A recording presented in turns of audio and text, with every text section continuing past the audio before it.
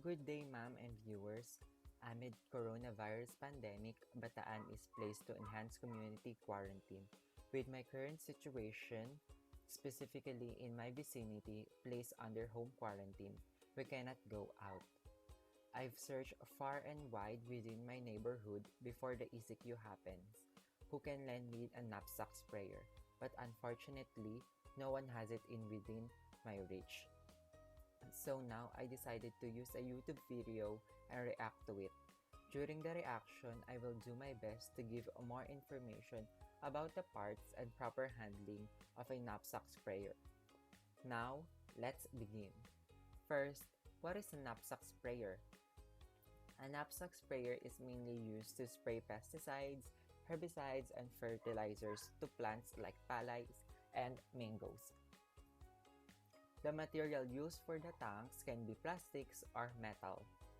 The knapsack sprayer function is to pump air pressure inside the tank using the lever, and then the nozzle or the sprayer part is the one that releases fertilizer or pesticides.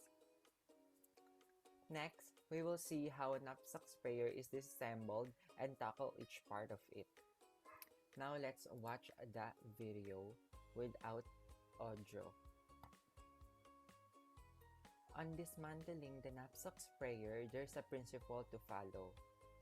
And it is the first part that is removed will be the last part that will be put back. First, let's talk about the outside part of the knapsack sprayer. Here, you can see the knapsack sprayer tank that holds the chemical mixture inside.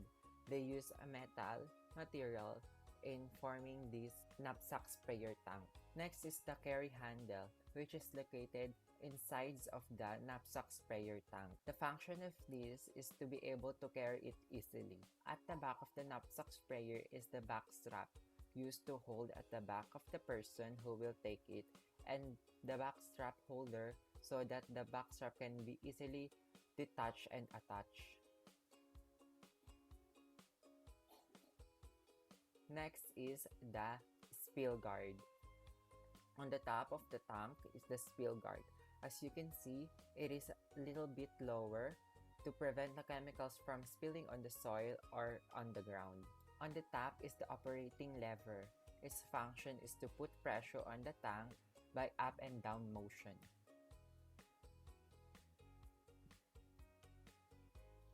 The orange plastic tube is the hose to lance, and the metal one is the LAN. Now, let's disassemble and determine the parts of the knapsack sprayer. First to be removed is the hose to lance located at the top area of the knapsack sprayer, as you can see in the video. Now, it is removed.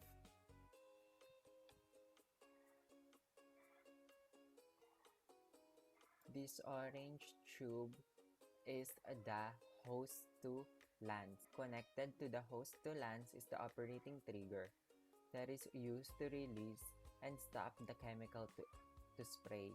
The lance is the metal part that the operator holds and where the chemical travels out of the nozzle. Next is the nozzle. There are two different kinds of nozzle, the single cone and the double cone nozzle.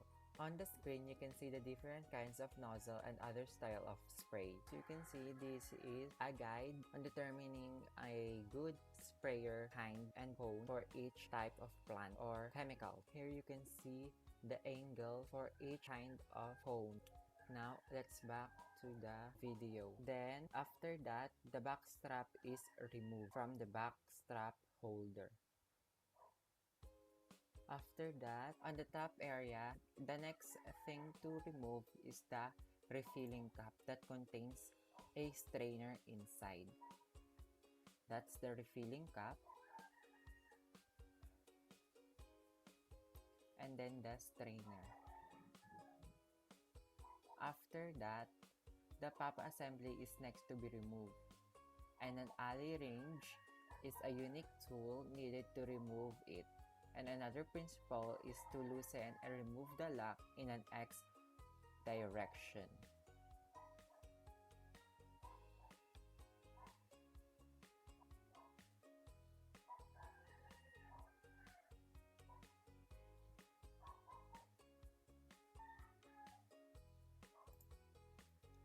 Then, pulling out the pump assembly, we can remove and see the gasket. A gasket is a mechanical seal that fills the space between two or more mating surfaces to prevent leakage from or into the joint objects while under compression.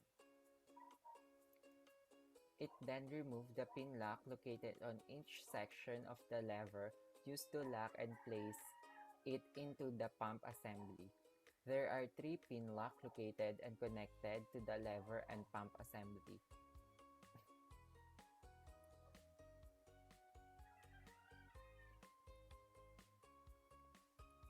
The next part is the pressure chamber and the piston chamber. Inside the pressure chamber is the deep tube with a lock called a star lock. While inside the piston chamber is the piston assembly with a gasket. As you can see, there is a gasket, the return spring and piston rod. And below the piston chamber is another lock called foot valve stand. And inside of it, there is the inlet ball valve that is also composed of a filter that helps to filter the chemical. Going back to the pressure chamber, below it is the access valve nut, and inside of it is an outlet wall valve.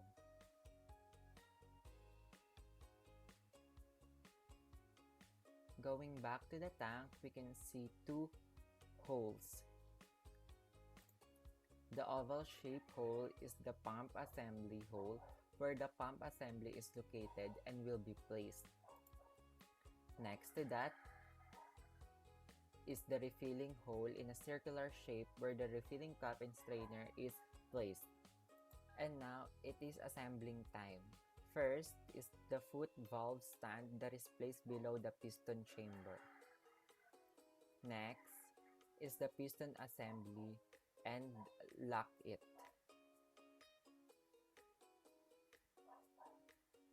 Next is the deep tube inside the pressure chamber and lock it with the star lock. Then the gasket is placed in the pump assembly. Then the whole pump assembly is completed and ready to be placed inside the pump assembly hole.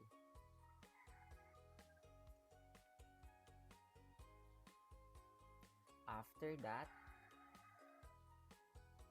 it will be again secured with the lock in X direction and tighten it with Alli wrench.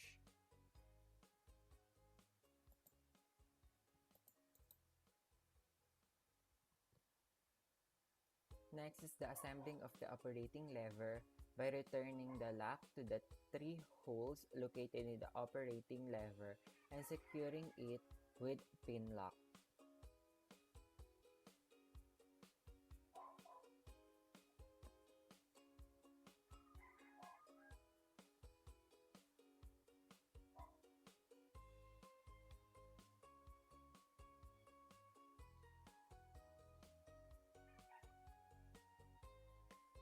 Next is placing back the strainer and refilling cup in the refilling hole.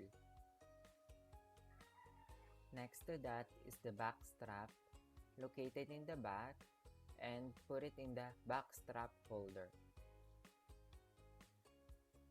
And then the outlet hose and the lance is connected. Then the operating lever is placed and then the lance. After that is the nozzle.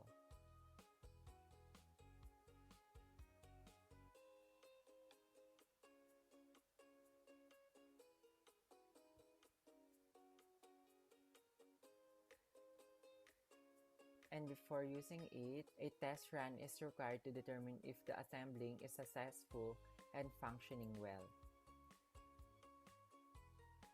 And that's how you disassembled and assembled a knapsack sprayer and determine each part of the knapsack sprayer. Next to that, we will tackle the protective gear needed when you are spraying chemicals. In using a knapsack sprayer, you need to be full gear. You need to wear proper clothing like long sleeve, a pants, so that the chemical spray will not penetrate to the person's skin, a rubber gloves, boots, and mask are also necessary to protect the feet from the debris under the soil or ground, protect the hands that can cause skin irritation, and cover the nose and mouth to prevent inhaling the chemical. And also, a hat is essential to protect the person from extreme and direct exposure to the sun. These things are needed to be safe and protect yourself from applying chemicals to plants. That's it, you guys. Thank you for listening to me, and thank you for your patience in my current situation. Thank you so much. Bye.